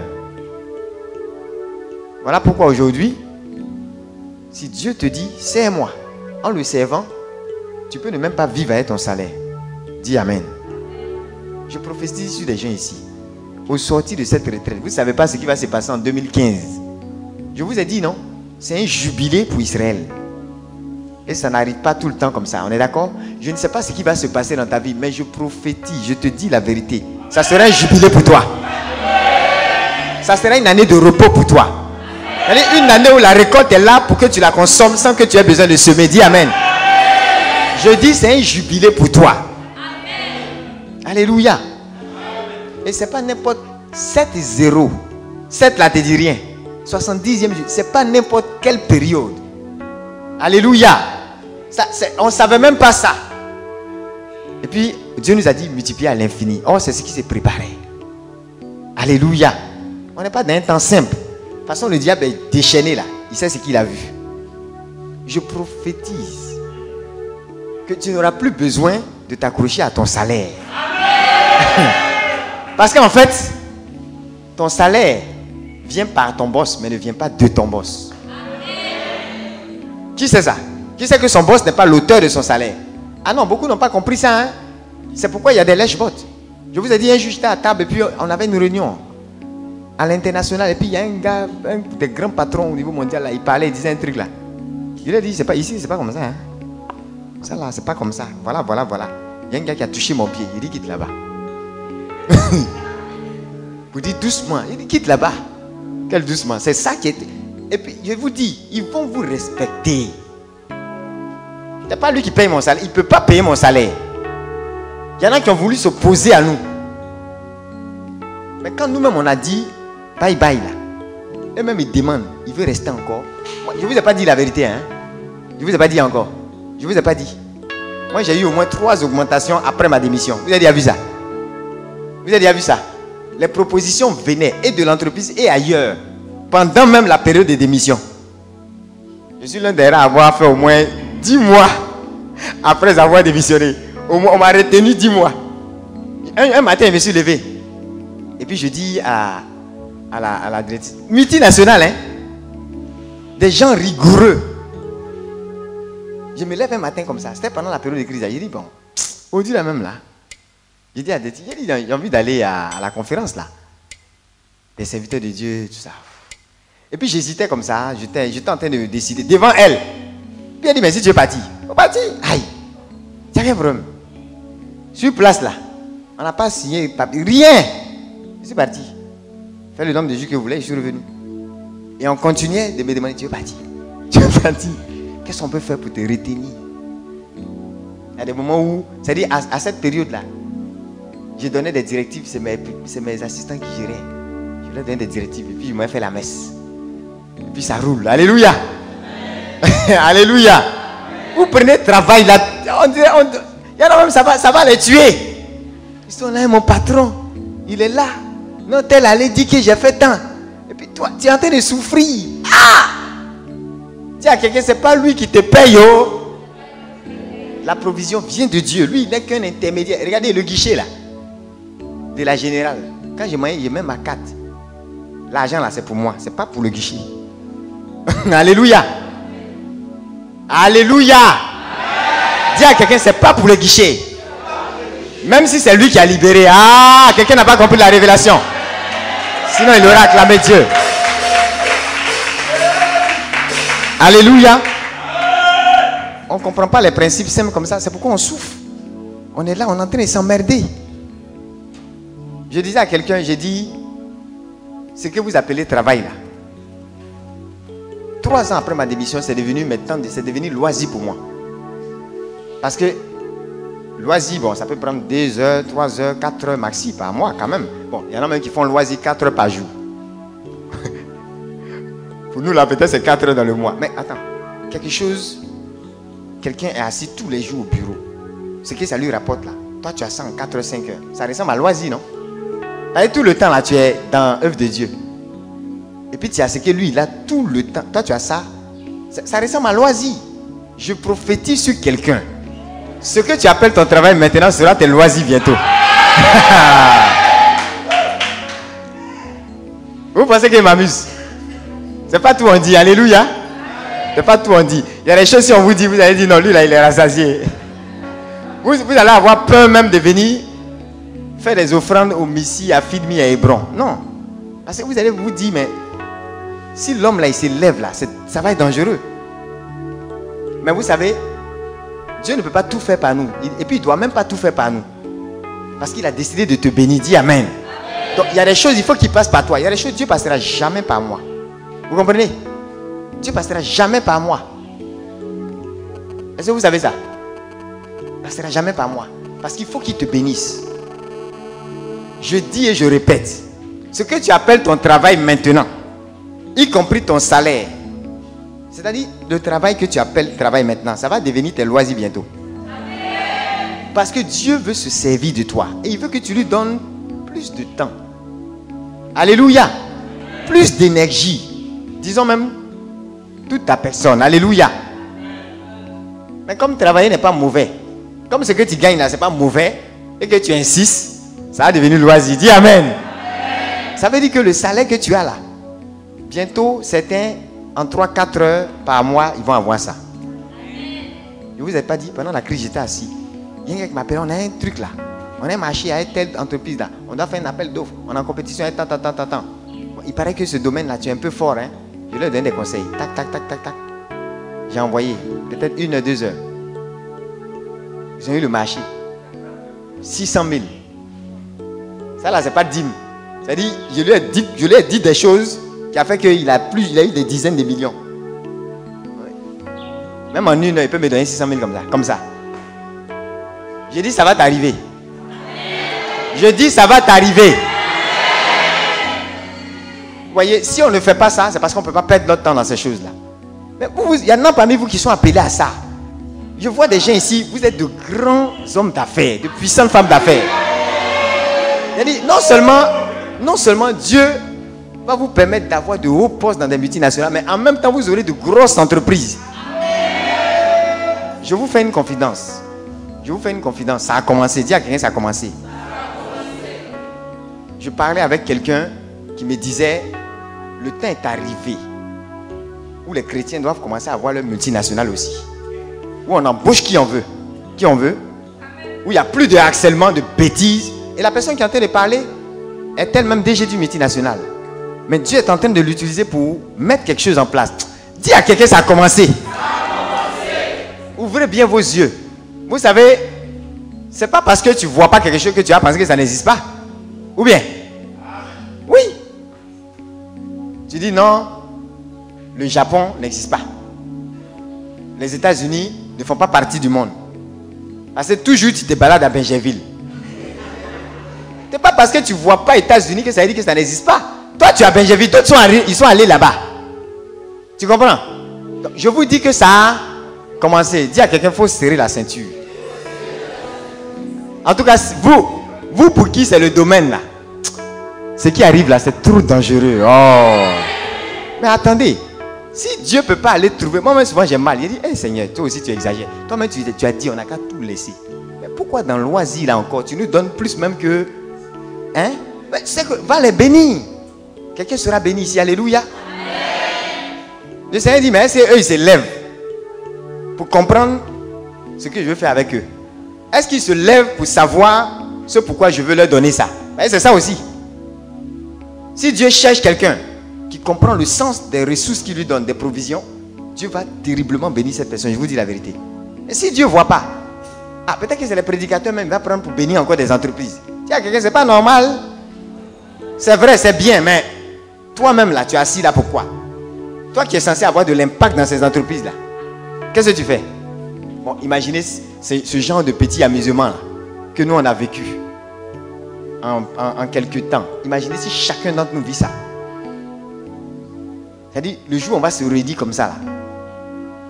Regardez, hein, Sono, plus quart de 21 places. Ok? Plus quoi encore? Beaucoup d'autres choses. Il n'y a même pas une liste de 3 personnes. Il y a des choses, même moi seulement je pourrais faire. Mais Dieu m'a dit, non, il faut que au moins 2 autres s'impliquent. Je veux les bénir. Alléluia. Bon, on est plus de 400, il paraît. Rien que dans le Messie. Si j'ai même vous qui êtes ici, imaginez s'il y a des bénédictions sauvages qui descendent sur chacun. On peut acheter Abidjan et puis dire Satan sort. Alléluia. On s'amuse, c'est tout, hein? On s'amuse. On plaisante, c'est tout. Si on veut se lever, dis à quelqu'un, ça va être dangereux. Alléluia. Moi, je vous ai dit, il y a des gens ici, ceux qui n'ont pas eu en 20 ans. 2-3 jours, ça va descendre sur eux comme ça. Dis à ton voisin, avalanche. Alléluia. Donc, il y a des priorités pour la vision. 1 Corinthiens 6:12. Tout m'est permis, mais tout ne m'est pas utile. Alléluia. Donc, la vision va discipliner tes choix. Quand tu as une vision, il y a des livres que tu ne lis plus. Quand tu as une vision, il y a des films que tu ne regardes plus. Quand tu as une vision, il y a des gens avec qui tu ne marches pas. Quand tu as une vision, il y a des endroits où tu ne vas pas. Alléluia. Parce que ça ne te ressemble plus. Et ça ne ressemble pas à là où tu t'en vas. Parce qu'en allant dans certains endroits, il y en a qui sont restés là-bas. Oh, si tu es resté, regarde, quelqu'un qui se lève. Où tu vas? Au lieu de everywhere, il dit je m'en vais à Bobo. On dit, lui au moins il a une vision. Et puis sur le chemin d'Abobo, quelqu'un dit, mon frère, viens, on prend une petite bière là. Il est assis là. En temps, on l'attend à Bobo. Est-ce qu'il va arriver à Bobo? Parfois même, à force de prendre bière jusqu'à... Il reste dans le caniveau du coin là. À Bobo a disparu. Dis à quelqu'un, quand on a une vision, il y a des endroits où on ne va plus. Alléluia. La vision va discipliner même les conférences, les séminaires, le type de retraite, les choses avec lesquelles tu vas composer. Alléluia. D'autres prennent 4 heures pour regarder des films, je ne sais pas, différents films. Ils ont un système de zapping terrible. Elles savent à 14 heures, il y a tel truc. Après, il y a Soloni ou bien Saloni ou quoi. À telle heure. Après, on va sur telle chaîne, il y a tel autre truc. Après, le temps, tu vas te rendre compte là. Comme un entretien. Pourquoi il y a ce blanc dans ton CV? Quand il y a des blancs dans votre CV là, vous pouvez pouvoir justifier. Telle période là, tu as fait quoi? Non. Le matin, je me lève, je m'en vais à la messe. Après la messe là, je viens, je regarde un peu la télé. Ah, toi là, tu vas travailler dans quoi, hein, ça là? Même si tu as diplôme. Tu vas te montrer que ta vie là, tu ne veux rien faire avec ça. Tu n'as aucune priorité. Tu ne sais pas où tu vas. Dis à quelqu'un, discipline tes choix. La vision va discipliner tes choix. 8e, c'est ce qu'on appelle l'influence des gens sur la vision. Toute vision, et pour ça vous devez noter Néhémie 2, verset 17. Également Proverbe 13, 20. Proverbe 13, 20. On sait, hein, en fonction des gens avec qui tu marches là, on sait où toi-même tu vas arriver. 1 Corinthiens 15, 33 dit, les mauvaises compagnies corrompent les bonnes mœurs. D'accord? Qui chemine avec les sages sera comment? Qui fréquente les sots s'en trouvera mal. Toi, tu ne peux pas entendre le genre de témoignage qu'on a. Et puis ta vie va rester pareille. Alléluia. C'est pas, dis à quelqu'un, c'est pas possible. Alléluia. Donc, il y a une influence des gens sur la vision. Ça, c'est 8e. Ce qui fait que la vision, vous voyez, quand vous avez une vision, ça va susciter des gens pour vous aider. Et ça va susciter aussi des gens pour vous attaquer. Le fait même de dire, je m'en vais sur le trône de Pharaon, il y a son opposition. Il y a une armée qui t'attend pour dire, on va voir où tu vas passer. Tu vas mourir dans prison ici. Toi, petit morveux comme ça, parler de Pharaon, tu sais ce que c'est? On va te montrer ici. C'est nous, c'est pour nous. Comme il y a des gens qui ont déjà décidé dans leur secte là, que tout poste d'un certain niveau, ça doit être eux. Donc toute personne qui veut s'aventurer là-bas, ils vont le combattre à tel enseigne qu'il va se souvenir plus du combat même que de sa vision. S'il ne fait pas attention, il va oublier même la vision là. Vous dites, Seigneur, où j'étais tranquille. Je sais de quoi je parle. Je ne parle pas de personnes, je parle de gens qui expérimentent ça au jour le jour. Et qui s'asseyent à nous, on en parle. C'est pas facile. Alléluia. La vision va susciter des oppositions. C'est pourquoi il y a une influence de certaines personnes. Néhémie là, il y avait des Tobie, des Sambala, des gens qui sont élevés pour dire on ne veut pas. Pour tout gâter, pour refuser que la chose se fasse. Mais il y a aussi des personnes qui vont se lever pour t'aider. C'est pourquoi il faut communiquer sur ta vision. Il y a des gens ici, Dieu vous a mis des choses à cœur, vous êtes assis. Tes plans, ce n'est pas à tout le monde tu dis. Mais la vision là, il y a des gens, si tu ne dis pas, ils ne sauront pas. Leur argent est là. Et ils pensent que c'est pour eux. Oh, Dieu a déposé dans leurs mains pour toi. Mais tant qu'ils ne savent pas, ils ne vont pas venir. L'argent là est bloqué chez eux. Alléluia. Donc, il y a des personnes qui sont là pour t'aider dans ta vision. Comment tu vas les localiser? Eux-mêmes, ils sont là, ils sont en train de chercher où ils vont investir. Ils ne savent pas que c'est toi. Parce qu'ils ne sont pas au courant qu'il y a quelque chose comme ça. Il y a des choses remarquées. Au sortir de cette retraite, d'autres vont vivre ça. Quand tu vas commencer à expliquer certaines choses, la personne va dire, ah, mais voilà. Oh Seigneur, merci. Tu m'as exaucé, oh, tu m'as exaucé. Moi-même, depuis là même, là, c'est quelque chose comme ça, je cherchais. Il y avait des milliards bloqués ici, là, mais attends, mais alors, viens. Alléluia. Ça va t'arriver, dis à quelqu'un, ça va te surprendre même. Proverbe 13, verset 20, vous avez vu? 9e, il nous reste juste 2 points. Puis on va dire merci au Seigneur. 9e, la provision de la vision. Éphésiens 1, 3. La provision de la vision, il faut l'employer. Toute vision a quoi? A une provision. Vous devez employer cette provision. C'est pourquoi tout à l'heure je vous disais que ce n'est pas votre boss qui vous paye. Enfin, il vous paye. Mais il n'est pas l'auteur. Ce n'est pas de lui que le salaire vient par lui. Comme l'argent vient du guichet, mais n'appartient pas au guichet. Le guichet n'est pas la source. Alléluia. Il y a une provision pour la vision. Mais vous voyez, il y a un mal aussi qu'on vit souvent. Il faut comprendre un principe. On dit la prospérité ne signifie pas que le besoin de demain. Aujourd'hui est quand? Dimanche. Lundi, par exemple, tu dois régler quelque chose. Hein? Tu as 200 000 à régler demain, lundi. On est quand aujourd'hui? 25, c'est ça? C'est ça, non? Demain, 26. Par exemple, tu es assis ici, et puis tu as 200 000 à régler. Urgent. Sinon, il y a problème derrière. Tu vois? La prospérité, ce n'est pas que les 200 000 dont tu as besoin demain là, soient réglés aujourd'hui. La prospérité, c'est quand le besoin de demain est comblé au moins demain. Alléluia. Dieu là, c'est 90 minutes. Dis à quelqu'un, joue le match en entier. Vous comprenez? Parce qu'il y a des chrétiens aussi. En fait, je disais hier qu'il y a une dimension où le problème n'est même pas venu, que la solution attend déjà. Mais elle attend spirituellement. Ça ne veut pas dire que tu vas l'avoir forcément. Tu vois, tu as besoin des 200 000 demain. Mais si jusqu'à ce soir, tu n'as pas vu les 200 000, ça ne veut pas dire que les 200 000 ne sont pas là. Alléluia. L'onction peut faire que les 200 000 sont apprêtés quelque part. Mais demain, au moins il faut payer, c'est libéré. Il y a un monsieur comme ça, lui il dit, hé, chez moi ici, on ne dit pas qu'il n'y a pas l'argent. Donc quand le comptable veut payer les gens, un jour il devait payer les gens à 14h. Il était 13h. Le temps passe. Il ne sait pas comment il va aller dire au boss qu'il n'y a pas l'argent. Parce qu'on ne dit pas. Il dit celui qui dit qu'il n'y a pas l'argent, il est renvoyé.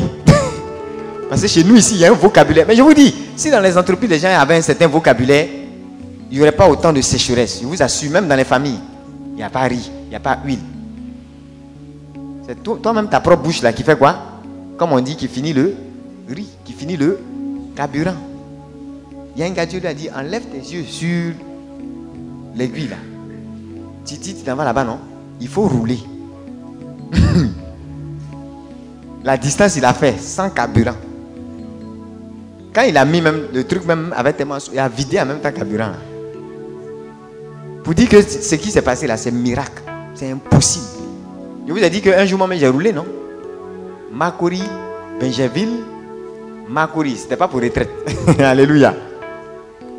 Il n'y avait rien dedans. Mais il y a des jours où tu fais ça, tu vas rester sur pont. Pont HKB, tu vas rester dessus. Alléluia. Mais il y a une provision pour la vision. On est d'accord? Et il faut savoir que Dieu est la source. Est-ce que tu sais que Dieu paye avec sa propre poche, sa propre vision? Et comme la vision vient de lui, s'il met ça dans ton cœur, ce n'est pas toi qui as payé facture. Toi, tu peux payer facture de Dieu. Si Dieu dit, j'ai soif, tu penses que c'est 1,5 litre d'eau, il va boire. Quand toi, tu as soif, tu peux boire 2 bouteilles, 3 litres. Mais si Dieu a soif, toi, tu peux payer sa facture de ce récit. Dis à quelqu'un, tu ne peux jamais payer ce récit de Dieu. Touche ton voisin, il faut lui dire ça. C'est pourquoi quand Dieu te donne une vision, il paye les factures de cette vision avec sa poche. Dis Amen. Si c'est ta vision, alors tu vas te tuer. Parce que tu vas lutter et c'est avec ta propre poche que tu vas payer. Alléluia. C'est pourquoi il faut que ça vienne de lui. Éphésiens 1:3. Béni soit Dieu, le Père de notre Seigneur Jésus-Christ. Il nous a bénis de certaines bénédictions. C'est ça? De quelques bénédictions. De 80% des bénédictions. De toute bénédiction spirituelle. D'autres vont dire, où est le physique? Dis à quelqu'un, tu n'as pas la révélation. Mais si tu as béni de toute bénédiction spirituelle, c'est que le physique là, c'est gâté. C'est le spirituel qui domine. Alléluia. C'est clair, non? Est-ce qu'on comprend que Dieu va payer les factures parce que c'est pour lui? Il pourvoit à mes besoins selon sa richesse. Philippiens 4. Avec gloire.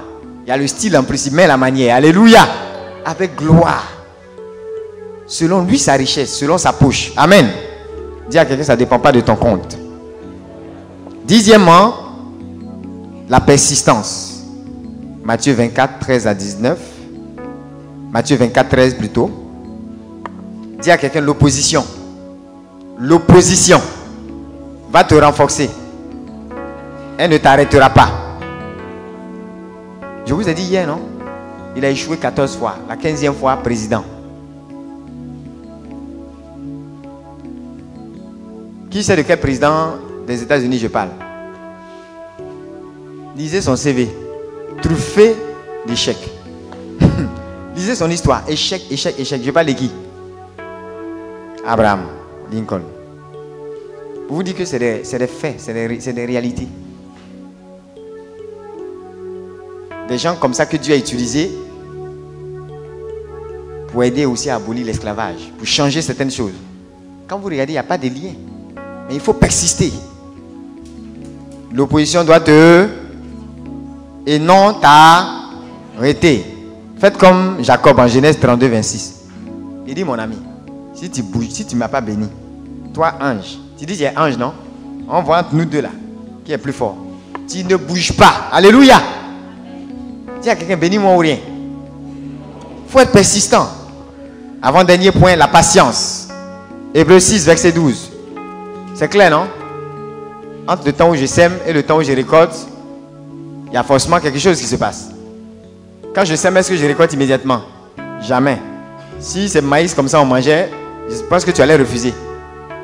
Le foutu tu manges là, il y a eu quand même un temps pour que la banane la puisse maturer. Il faut accepter, dire à quelqu'un, accepte de prendre le temps aussi d'attendre que ta récolte arrive. Alléluia. Si tu refuses d'attendre, tu vas avoir un fruit non mûr. Qui est prêt à manger un fruit non mûr? Ce midi, qui va manger une mangue non mûre? Demain, qui va manger une banane non mûre?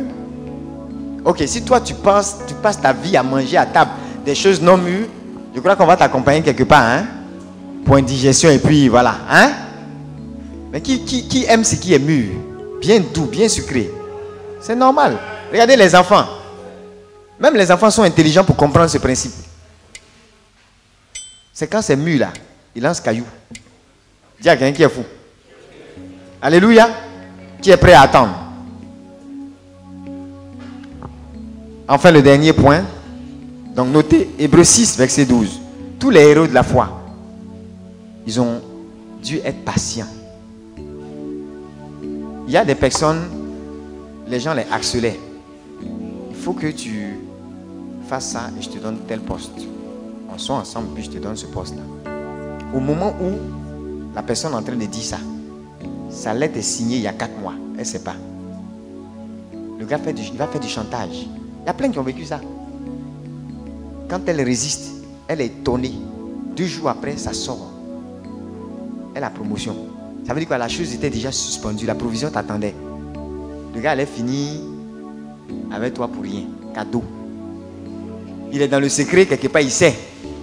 Et il va faire comme si c'est lui qui a... Oh, 0. Amen. Il y en a quand ils ont vu ça là. Ça fait mal, hein? Tout ça là, c'est les blessures. Hein? Blessures, cadeau comme ça. Voilà, maintenant elle va parler seule. Et là, vous les voyez parler seule, c'est pas de leur faute. Un imbécile comme ça. Moi, mais j'avais dit à ma promotion, il est venu m'avoir, mais si je l'attrape, mais lui là, Lui là, hey. Alléluia. Dis à quelqu'un, sois patiente. Sois patient. La patience va toujours gagner la course. Alléluia. La patience va toujours surmonter l'adversité. Alléluia. Et la patience va toujours apporter la paix dans l'incertitude. C'est-à-dire même quand c'est mélangé. Pourquoi quand nous on a vu la crise en Côte d'Ivoire, 2 semaines avant, on a décidé quand on était étudiant d'entrer quand même.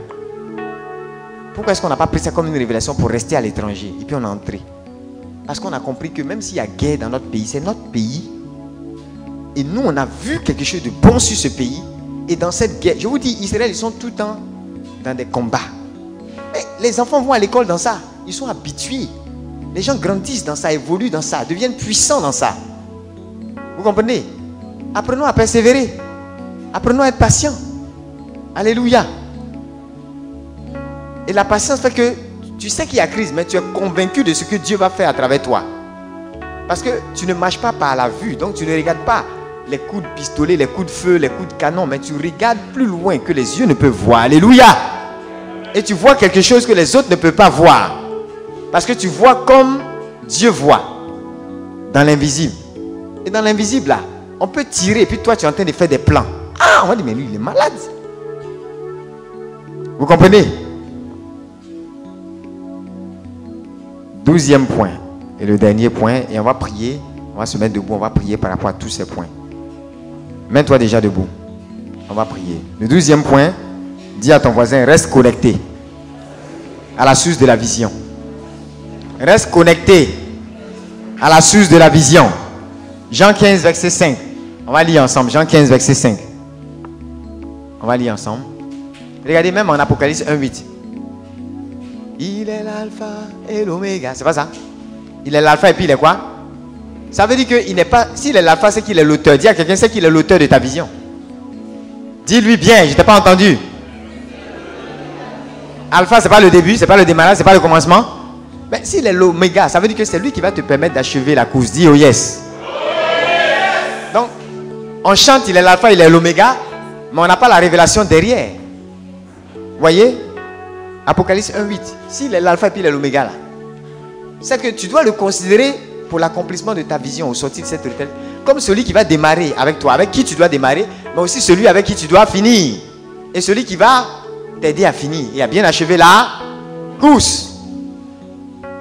C'est une course, hein, la vie, c'est pas un champ de jeu. Oui, on lit ensemble. Je suis là, vous êtes là, celui qui demeure en et en qui je, celui-là portera du en abondance, car attrape ton voisin, dis-lui en dehors de lui, tu ne peux rien faire. Tu ne peux pas te détacher de lui. Regarde, même quand la branche porte le fruit, c'est parce qu'elle est connectée à l'arbre. S'il n'y a pas la connexion, il n'y aura pas de fruit. Donc le fruit ne peut pas dire, c'est moi on mange. Toi branche, bel loup. Toi arbre. Alléluia. Mais tu as quitté où? Dis à ton voisin, regarde-toi bien, tu as quitté où? C'est quoi ta source? Reste connecté. Alléluia. C'est tout le problème de la vision qui est là. Hein? Reste connecté à la source de la vision. Si ça vient de lui, alors reste accroché à lui et il accomplira au travers de toi.